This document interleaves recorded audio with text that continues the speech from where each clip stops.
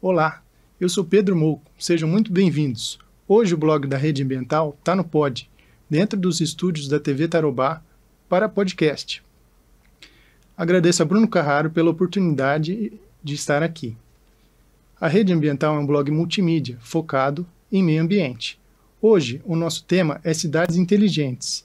Eu conto com a presença da arquiteta Danae Fernandes, da Urbidata, e também de Roberto Moreira, ele que é presidente da Companhia de Tecnologia e Desenvolvimento de Londrina.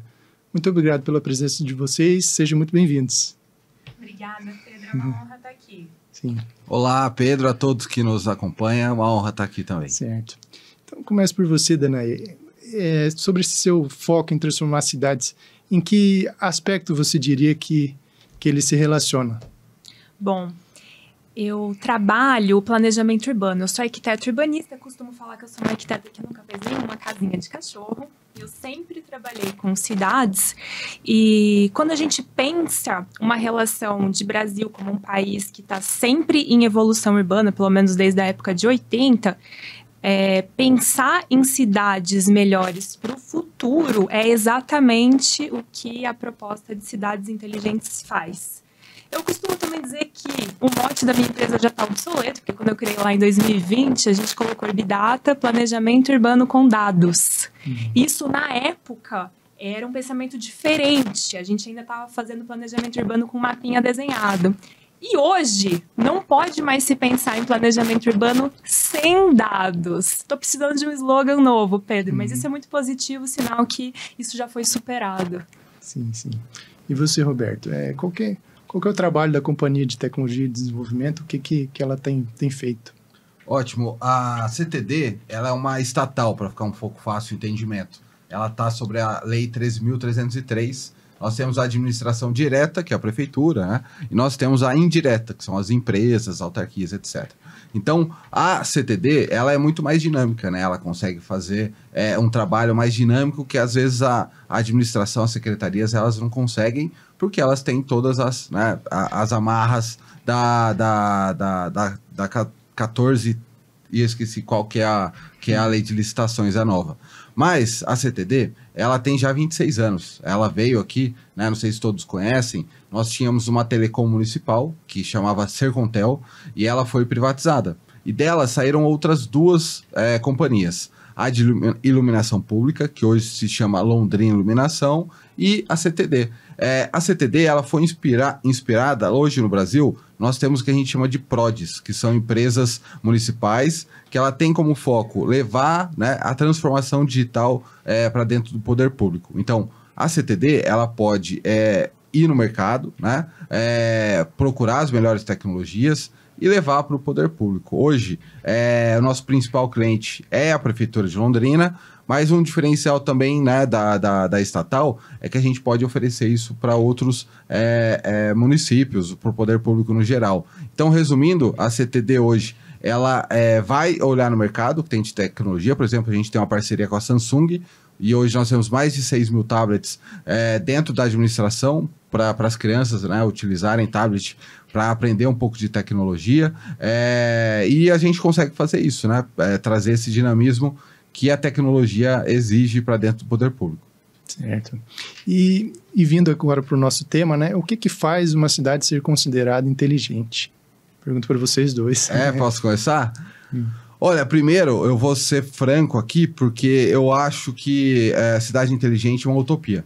A gente nunca consegue ter uma cidade de fato inteligente, mas a gente tem que buscar essa inteligência, né? Eu falo isso por quê? Porque provavelmente a gente vai utilizar a tecnologia para fazer ela ficar mais eficiente, mas a gente vem no mercado, né, numa era que a tecnologia ela cresce de uma forma muito rápida, né? Então, se a partir do momento que você conseguiu otimizar um processo, ele vai se tornar obsoleto em algum momento, né? Então, a cidade ela é muito dinâmica e ela precisa procurar essa inteligência nos processos, em novas tecnologias. Mas o principal, para mim, a cidade ela precisa ser democrática. Ela precisa entregar essa eficiência para todos. Ela não pode ser localizada só na área nobre, só numa área específica, porque ela aí não é inteligente, né? Então, por isso que, para mim, é a busca, né, de uma melhor eficiência através de melhores processos, melhores tecnologias. Então, cidade inteligente é isso, uma cidade que ela entrega uma melhor experiência para o cidadão, né? Então, isso, como falei, ela sempre vai buscar isso, né, e nunca vai conseguir atingir, mas é disso que se trata, né, de melhorar e melhorando para isso, né, ficar melhor para todo mundo viver nela, né? Então, esse é o meu entendimento sobre cidade inteligente. Já vou puxar o gancho, porque é exatamente isso. Se fosse uma definição seca, curta, seria o uso de inovação para melhorar a qualidade de vida. E gosto muito de voltar ao início do termo. Então, a gente teve discussões do planejamento urbano lá na década de 60, 70, do New Urbanism, que colocava o Smart Code. Então, a gente falava já de zoneamentos inteligentes.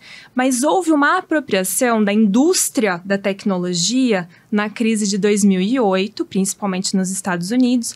Tivemos grandes players, mas se destacou muito a IBM, numa época onde havia interesse de fazer uma transição de vendas do hardware para analytics. Então, a IBM queria vender para o governo.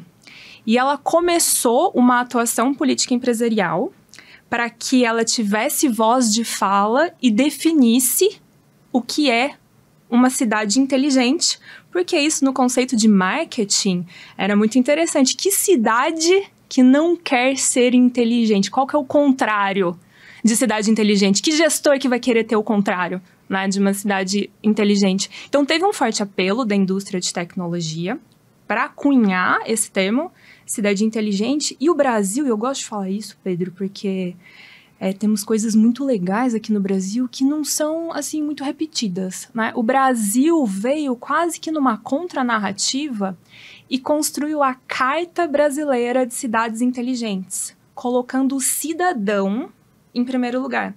Então, foi quase que uma oposição de que, opa, então tá se falando aí em cidade inteligente, mas aqui na nossa realidade não é só compra de tecnologia.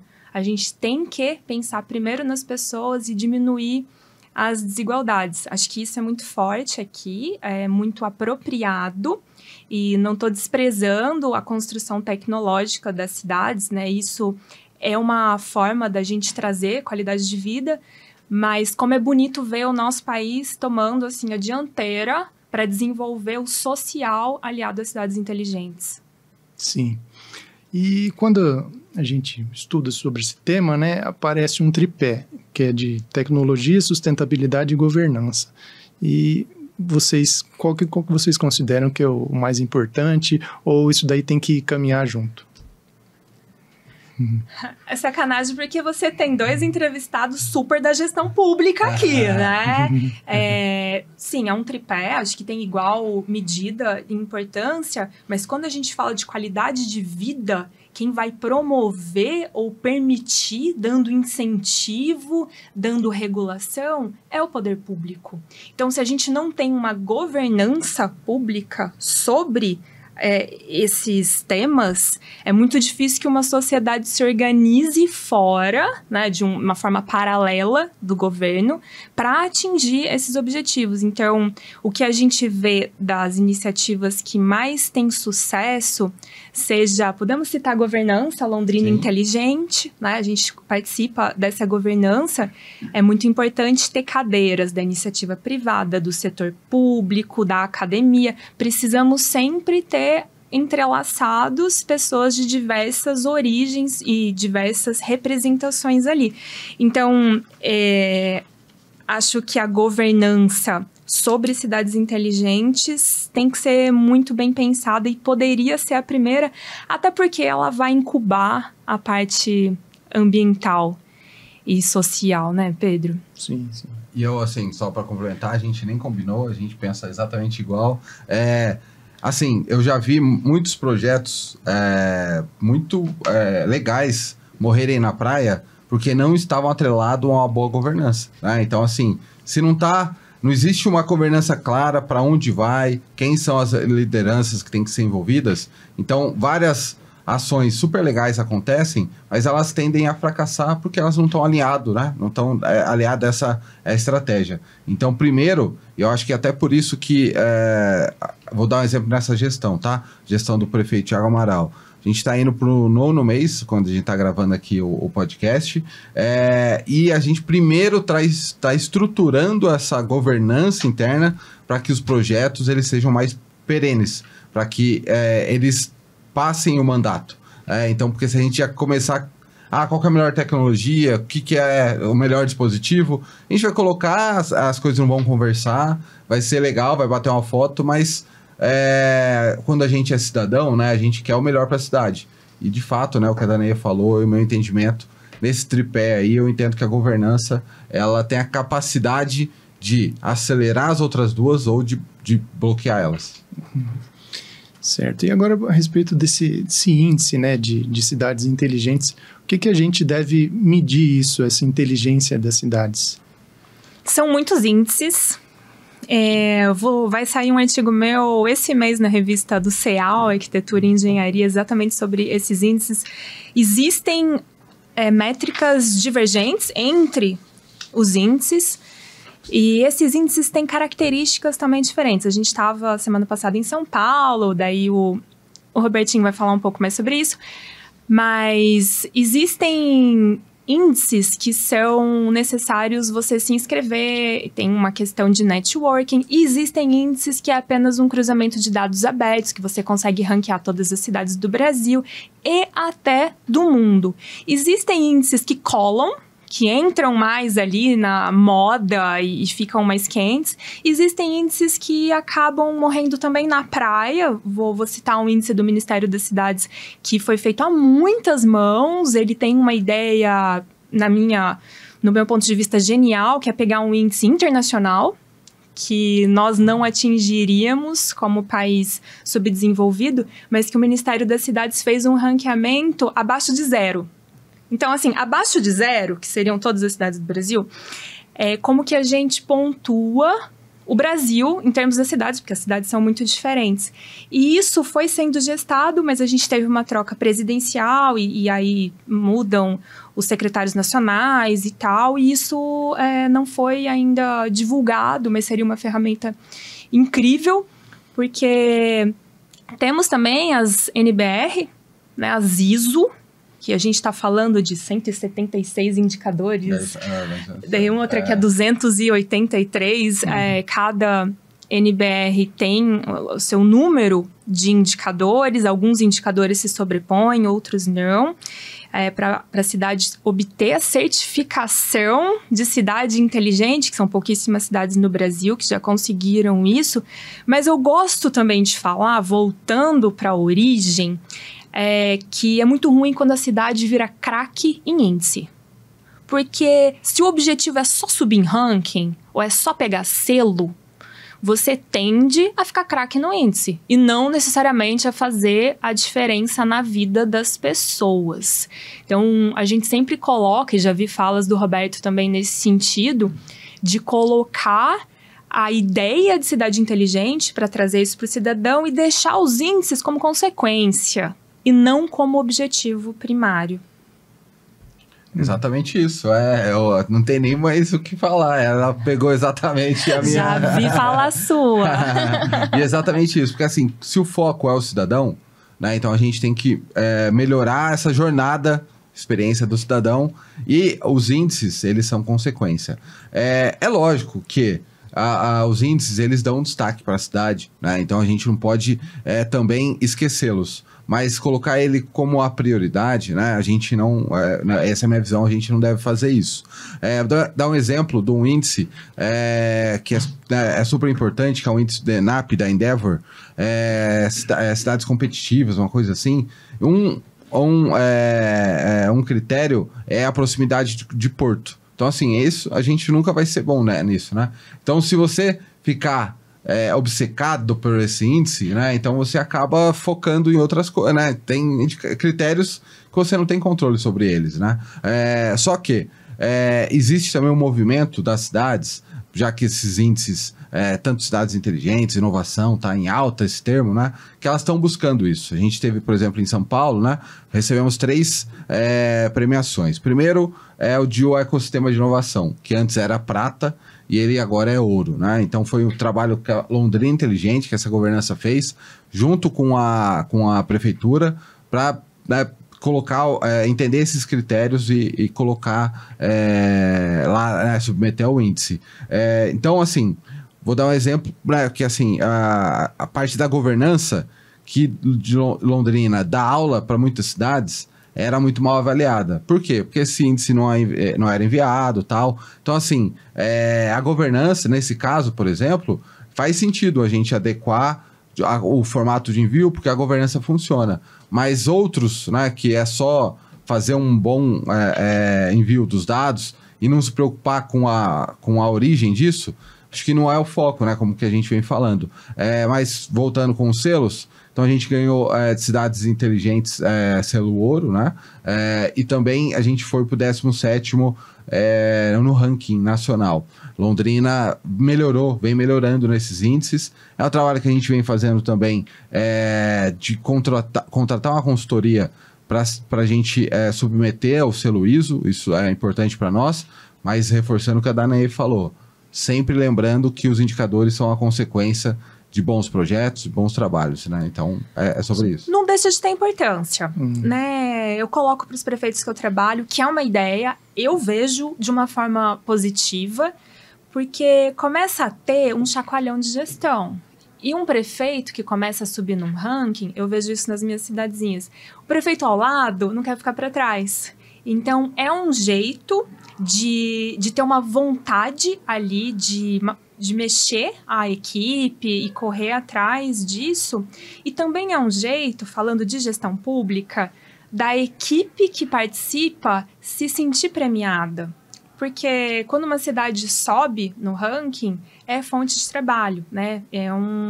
Aconteceu muita coisa ali para você poder subir num ranking. Seja uma aferição de dados, seja uma organização em governança, e seja arregaçar a manga e ir para a rua e fazer a infraestrutura ficar melhor, lançar licitações naquele sentido, né? E eu vejo que na gestão pública são raras as oportunidades de você bater palma para a equipe. Então, nesses eventos, quando a gente vê as equipes municipais na plateia, eu vejo isso com muito bons olhos, porque renova a vontade de fazer acontecer dentro do setor público, que a gente sabe, tem N problemas com morosidade, principalmente a gestão direta, da qual a CTD está livre, que bom, mas a gente tem essa questão de incentivo dentro do poder público. Certo, sim. Daqui um pouco a gente vai falar mais a respeito do caso de Londrina, né? Mas vamos partir, então, em escala mundial. Então, há um índice do IMD, que é a respeito de cidades inteligentes, já acontece há 6 anos, né? E vamos apresentar aqui na tela. Então, o IMD é um ranking anual de 146 cidades inteligentes. Ele foca em verificar o equilíbrio entre os aspectos econômicos e tecnológicos das cidades inteligentes e as dimensões humanas das cidades inteligentes, como qualidade de vida, meio ambiente e inclusão. Zurique foi considerada em 2025 a primeira cidade, a cidade mais inteligente do mundo, Oslo segunda, Genebra em terceiro, Dubai e Abu Dhabi nos Emirados Árabes Unidos em 4º e 5º lugar, né?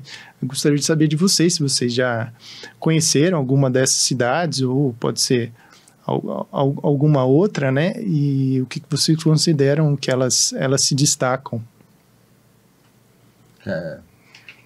Eu não vou saber falar exatamente desse ranking sobre os indicadores, mas olha como é polêmico, né? Você pegou um ranking que você pega uma cidade, coloca ela como uma das mais inteligentes, substituindo o deserto por cidade. Quão inteligente é isso? Sim. Né? Acho que isso dá uma discussão. Dependendo do critério que você usa, você vai ranquear melhor ou pior uma cidade. Mas quando a gente entra em discussões, nunca fui para Dubai, deve ser lindo, mas vamos pensar, uma cidade que é baseada no combustível fóssil, né? De uma riqueza que começa de uma fonte única. que agora que está tentando diversificar, que substitui um deserto, será que ela não poderia acontecer num local mais propício? Não seria mais inteligente isso? Né? Então, acho que todos os índices, eles podem ser questionados. Acho que existe espaço para isso. Ainda mais Dubai, que tem uma questão social, né? De substituição de bairro.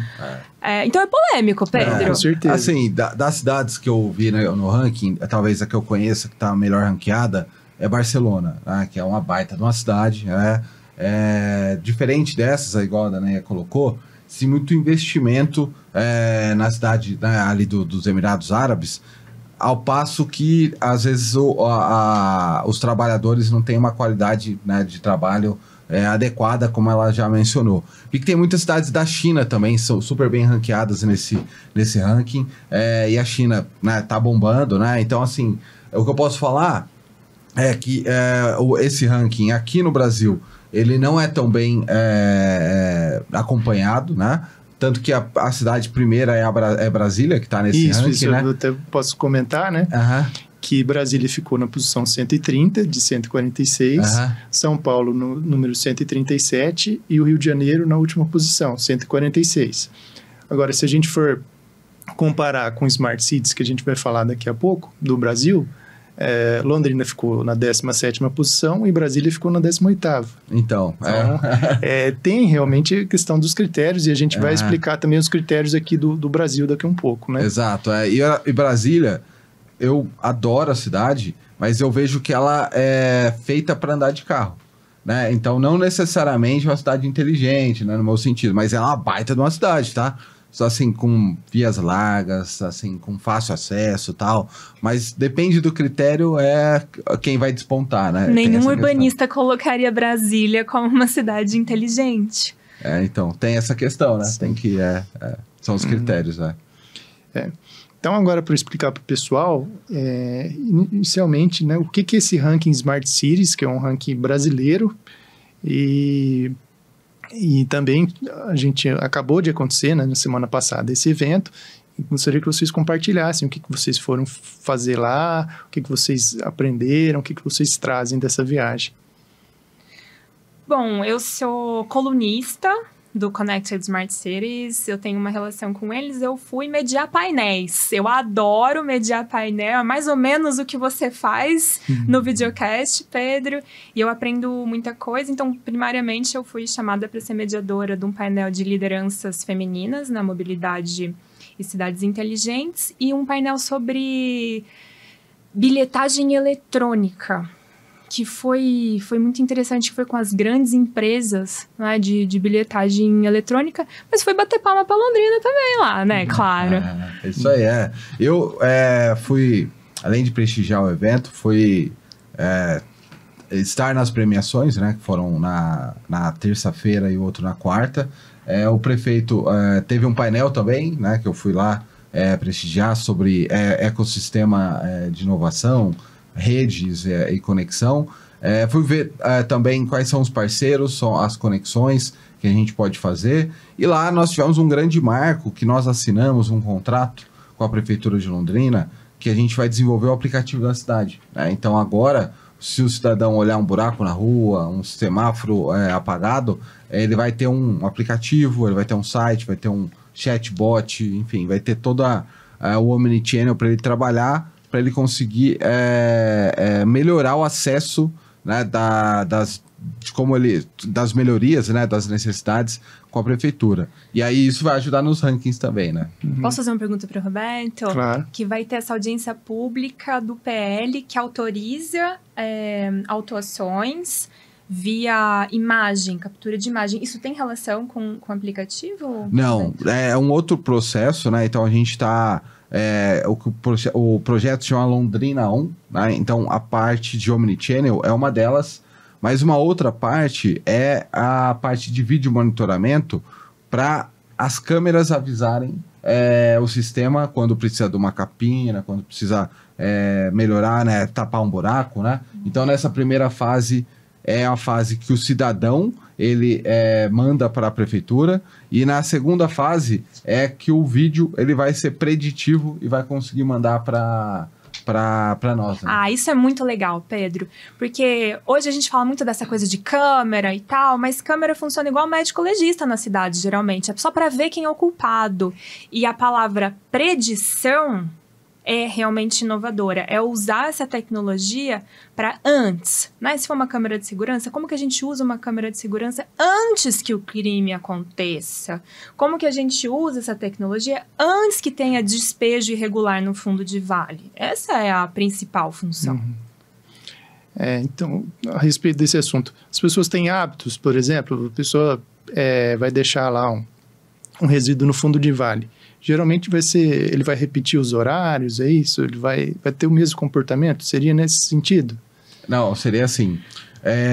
Como a gente fica sabendo que tem um lixo ou algum despejo no fundo de vale? Quando alguém avisa. Né? Só que às vezes isso demora. Isso vai de uma hora para outra, várias pessoas podem mandar. Então, primeiro, nessa primeira fase desse Londrina On, né, a gente vai precisar que o munícipe nos avise, mas de uma forma mais rápida, porque hoje geralmente é marcando a prefeitura no Instagram, entrando em contato com alguém da imprensa, né? Ouvidoria também? Com a ouvidoria, só que o processo da ouvidoria também, ele é muito lento internamente. Ele funciona, mas ele é lento, tá? Então, trazendo um sistema de omnichannel, ele vai instantaneamente chegar para quem, né? Lógico que ele vai ter as demandas dele lá, mas instantaneamente já chega para quem deve. Então, nesse primeiro momento, precisa de alguém fazer isso. É um trabalho que a Londrina Iluminação, junto com a CMTU, eles estão fazendo, que é eles vão instalar alguns postes inteligentes nesses fundos de vale, e quando alguém for fazer esse descarte, não precisa de alguém avisar a prefeitura, né? Os próprios sistemas já avisam. E aí depois, numa parte de predição, quando é difícil ser preditivo nesse caso, mas a gente pode fazer uma predição de roçagem, né? Olha, há tanto tempo você vai ter que voltar lá, então você já faz um planejamento mais assertivo, né? Então a predição ela vem bastante, né, nesses casos de zeladoria no geral. Certo. E agora, apresentando para o pessoal, né? No ranking, dentro do ranking Smart Cities, a gente tem os eixos temáticos. São 11 eixos temáticos. São mobilidade, urbanismo, meio ambiente, energia, tecnologia e inovação, economia, educação, saúde, segurança, empreendedorismo e governança.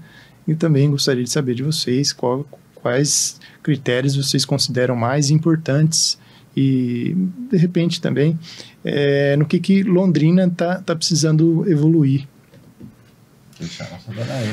Eu sempre vou puxar a sardinha para mobilidade, porque é a minha área, mas eu não acho que ela seja a mais importante, Pedro. Eu acho que tá tudo aí, é um bunch, né? Tem igual importância. É óbvio, a gente não pode falar que nada tá acima da educação, nem do meio ambiente. Mas é interessante falar que isso vem das ODS, né? Os Objetivos de Desenvolvimento Sustentável da ONU. Temos já bem pautado os critérios que as cidades precisam observar. Eu acho que esse trabalho de identificar os temas, os indicadores, isso está já bem definido, está avançado. A questão é como chegamos lá. Como a gente constrói cada um esses eixos da melhor forma possível. Porque as cidades são como pessoas, elas são muito diferentes. Então, a gente não tem uma cartilha que cabe para todo mundo, um passo a passo, é assim que faz. Seria ótimo, melhor dos mundos, né, Robertinho? Mas isso é muito variado, muito variável, depende da localização, de como que aquele município tá, e onde está a fraqueza. Esse é um dos pontos interessantes dos índices, porque você consegue peneirar qual desses quesitos o município está mais frágil, qual que está mais fortalecido, e trabalhar políticas públicas mais focadas naquilo. Se não me falha a memória, um que a gente foi muito mal avaliado foi o meio ambiente. E eu, particularmente, acredito que a gente possa melhorar só entendendo melhor ali os indicadores, porque tive a oportunidade de morar em outras cidades.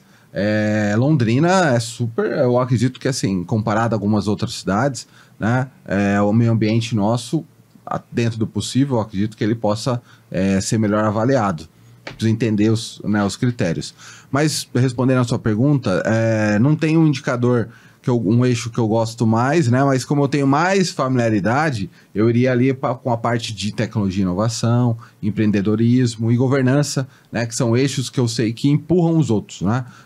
Então, eu diria que esses daí são importantes. E voltando naquela questão, né? Com a boa governança, a gente entende que um projeto da saúde, ele pode ser correlato com uma da segurança, né? Então, você consegue estruturar projetos que façam uma jornada, né? Então, eu vejo bastante importância nesses aí.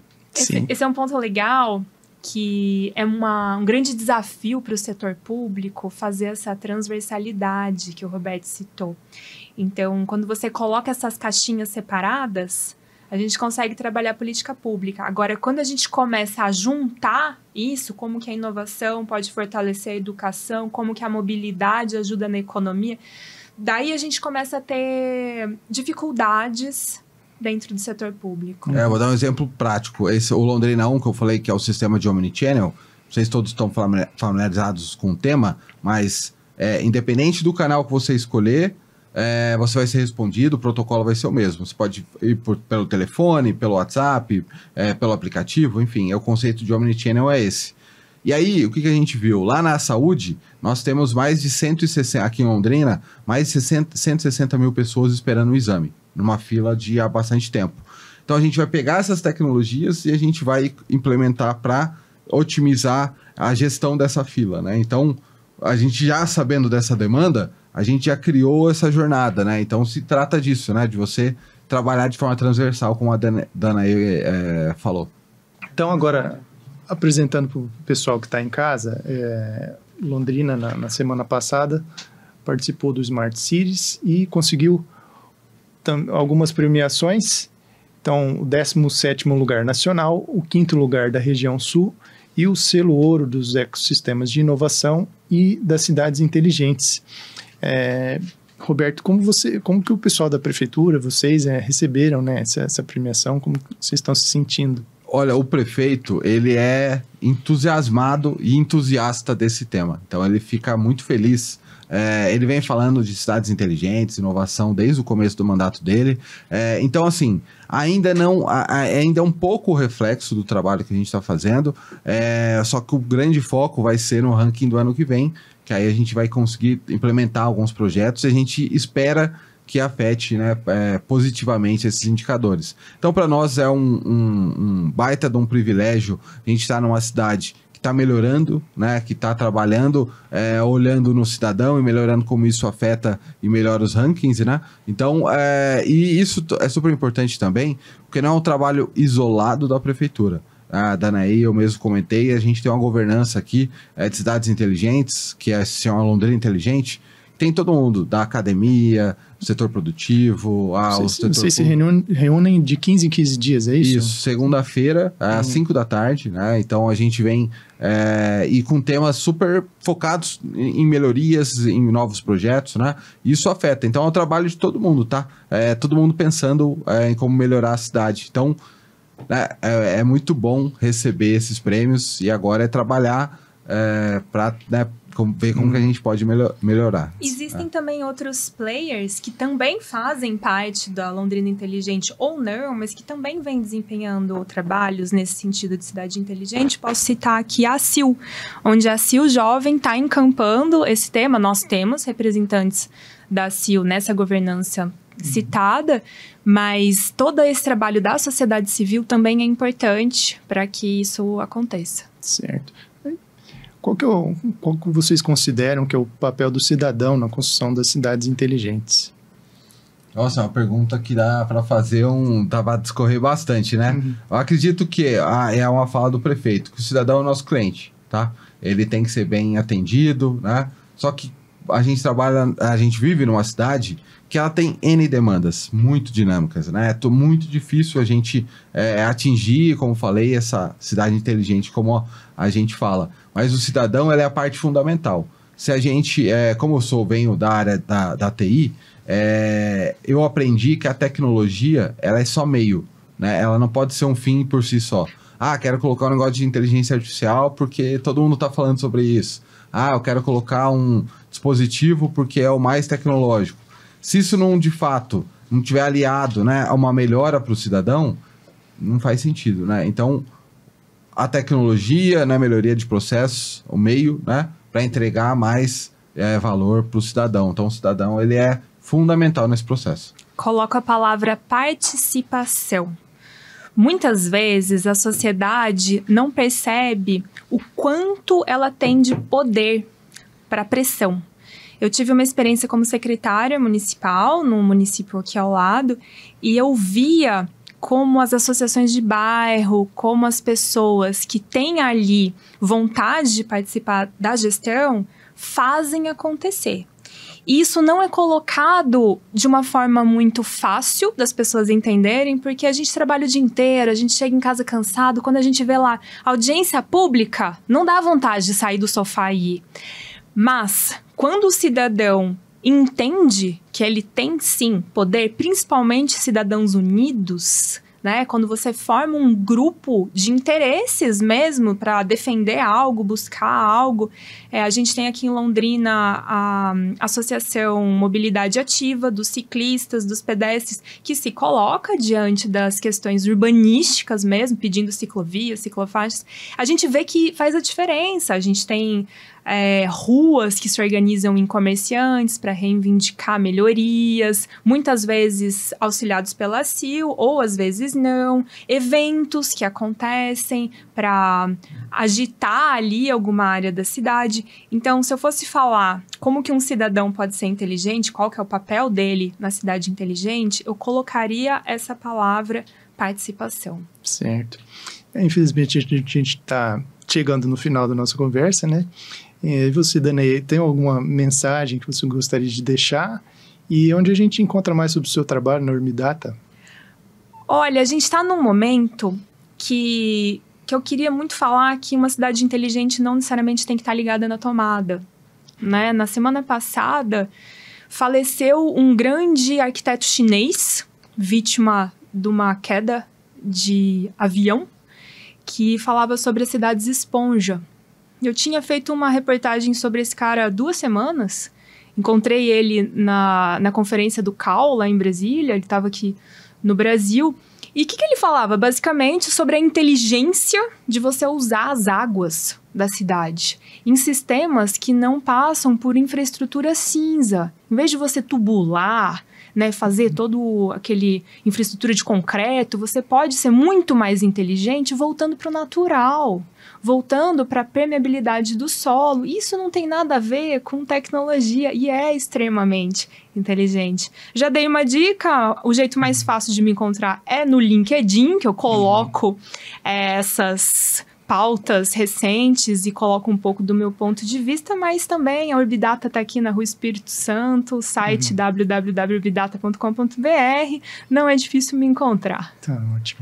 Certo. E você, Roberto, como que você espera encontrar a cidade daqui a alguns anos e onde a gente encontra mais sobre a CTD?